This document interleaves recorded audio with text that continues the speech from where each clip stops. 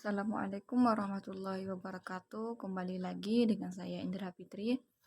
Baik teman-teman semua, kali ini kita akan mempelajari tentang desain dan analisis eksperimen. Nah, pada mata kuliah ini ya, kita akan membahas tentang pre-eksperimen desain. Bagaimana sih desain dari pre-eksperimen ini sebelum eksperimen? Sebelum kita lebih jauh ya membahas tentang pre-eksperimen itu dalam desain analisis, maka kita harus tahu dulu apa sih pengertian dari penelitian eksperimen ini.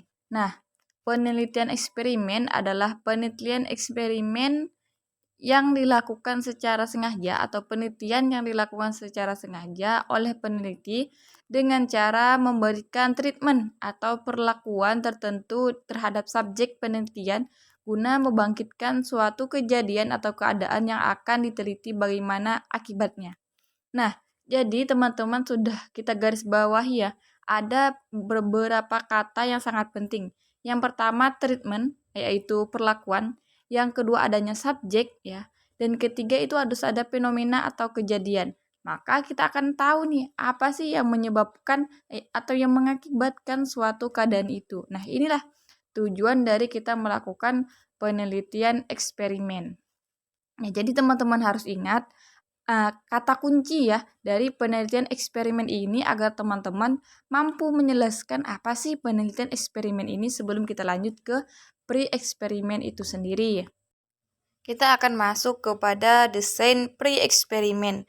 Pre-eksperimen ini ya kalau kita definisikan secara perkata, maka pre itu sebelum eksperimen, yaitu tadi ya kita sudah bahas adalah sebuah penelitian. Jadi kita akan membahas bagaimana sih desain sebelum penelitian ini atau desain pre-eksperimen. Dalam desain pre-eksperimen ya teman-teman akan menemukan yang namanya one shot case study. Apa sih one shot case study ya? One shot case study. Nah, sebenarnya one shot case study ini merupakan jenis desain ya dalam pre-eksperimen ya. Jadi ini merupakan bagian dari penelitian pre-eksperimen. Namun ya teman-teman harus ingat dia tidak memiliki kelompok kontrol. Nah, dan dia hanya memiliki satu kelompok yang hendak diukur serta diamati gejala-gejala yang muncul setelah diberi perlakuan. Nah, jadi teman-teman, dalam one shot case study ini hanya ada satu kelompok.